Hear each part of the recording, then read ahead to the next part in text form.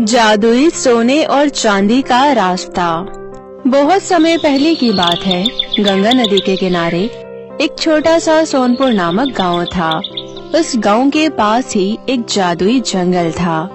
उस जादुई जंगल में कोई नहीं आता जाता था, क्योंकि जो भी एक बार उस जादुई जंगल में चला जाता था वो लौटकर वापस नहीं आ पाता था। इसलिए कोई भी उस जंगल में जाने की हिम्मत नहीं करता था।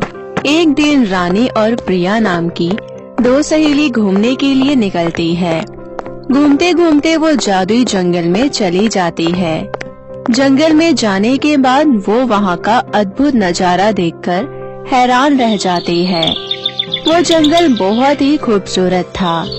वहाँ का नजारा बहुत ही अद्भुत था। वहाँ के नजारे इतने सुंदर थे कि वे उसे देखते देखते जंगल में अंदर चले जाते हैं। तभी उन्हें दो रास्ता दिखाई देता है। एक रास्ता सोने का होता है और दूसरा रास्ता चांदी का।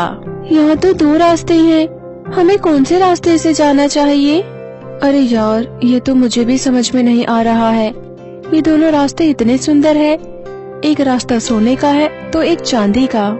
तभी वहाँ पर एक जादूगरनी आती है। तुम दोनों का इस जादुई जंगल में स्वागत है।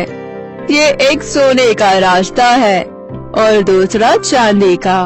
तुम दोनों को अपने लिए इसमें से एक रास्ता चुनना होगा। चांदी के रास्ते पर तुम्हें एक बुढ़िया मिलेगी जो कि तुम्हें बहुत ही अनोखा ज्ञान देगी, जो ज्ञान तुम्हारी जिंदगी को पूरी तरह से बदल देगा। और सोने के रास्ते पर जाने से हमें क्या मिलेगा? सोने के रास्ते पर जाने से तुम्हें एक चुड़ैल मिलेगी। उसके पास खूब सारा खजाना है जो कि तुम्हें सोने के रास्ते पर जाने से मिलेगा। अब तुम दोनों कहो, तुम दोनों कौन से रास्ते पर जाना चाहती हो? मैं तो खजाना लूंगी। मैं सोने के रास्ते से जाऊंगी, क्योंकि दुनिया में दौलत से बड़ा कुछ नहीं है। और तुम प्रिया, तुम किस रास्ते से जाना चाहोगी? ये जादूगरनी, मैं चांदी के रास्ते से जाना चाहूंगी और वहाँ से अनोखा ज्ञान लेकर आऊंगी, क्योंकि मेरी माँ ने सिखाया है कि इस दुनिया में ज्ञान से बढ़कर कुछ नहीं है। इतना बोलकर दोनों सहेलियाँ अपना अपना रास्ता चुन लेती है। प्रिया चांदी के रास्ते पर चली जाती है और रानी सोने के रास्ते पर जाने के लिए निकल जाती है। प्रिया बहुत दूर चली जाती है। काफी चलने के बाद उसे एक बूढ़ी औरत दिखाई देती है। वो बूढ़ी औरत प्रिया को घर के कुछ काम करने को कहती है। प्रिया खुशी खुशी उसके घर का सारा काम कर देती है, जिससे वो बूढ़ी औरत खुश होकर प्रिया को ढेर सारी ज्ञान की बातें बताने लगती है। प्रिया उसकी बातें बहुत मन लगाकर सुनती है। वहीं दूसरी ओर रानी बुराई के रास्ते पर चलती है। रानी चलकर बहुत दूर आ जाती है।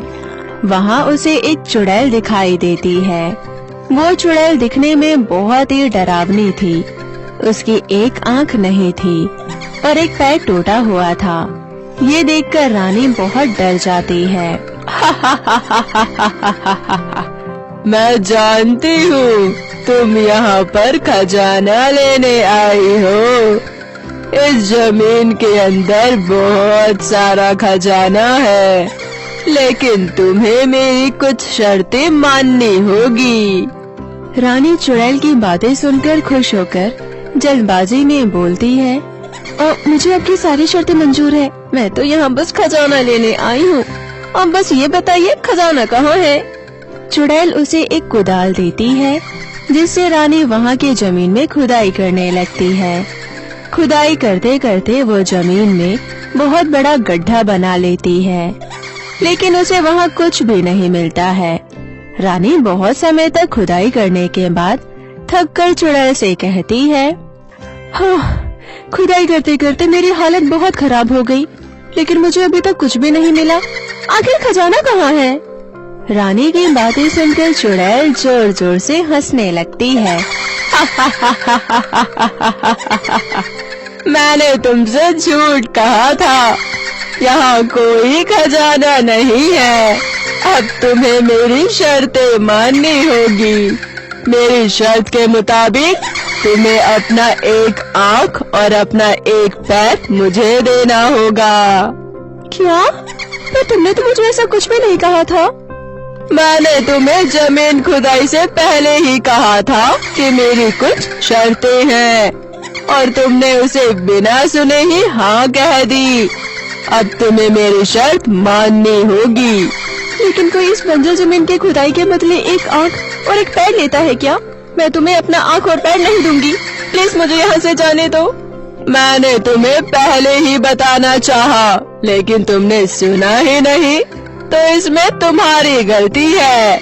मैं कुछ नहीं कर सकती। अब शर्त के मुताबिक तुम्हें ये बात माननी ही होगी।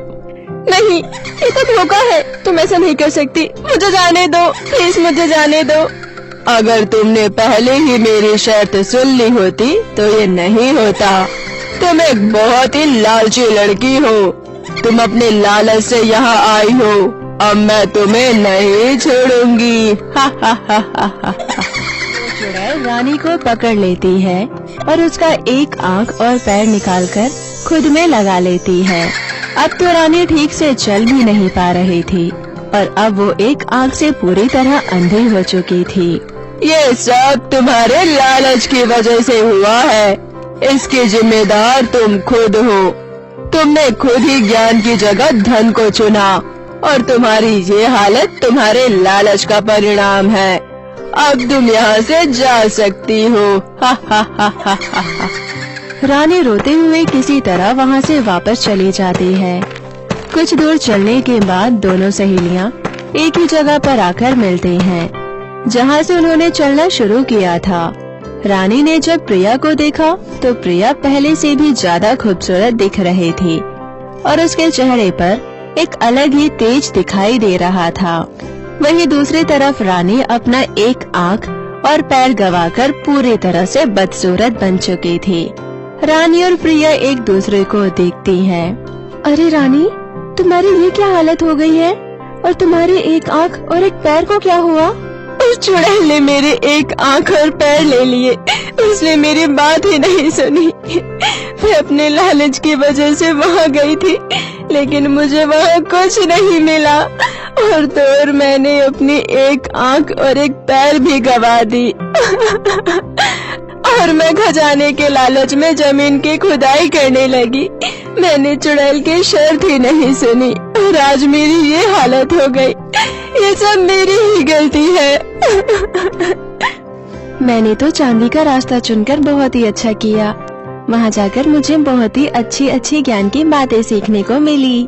प्रिया की बातें सुनकर रानी को अपने पे शर्मिंदगी महसूस होने लगी और वो चुपचाप अपने घर चली गई। प्रिया अपने ज्ञान के दम पर खूब तरक्की की। उसने सभी को ज्ञान की अच्छी अच्छी बातें बताई और सबको सही गलत का पहचान करना सिखाया।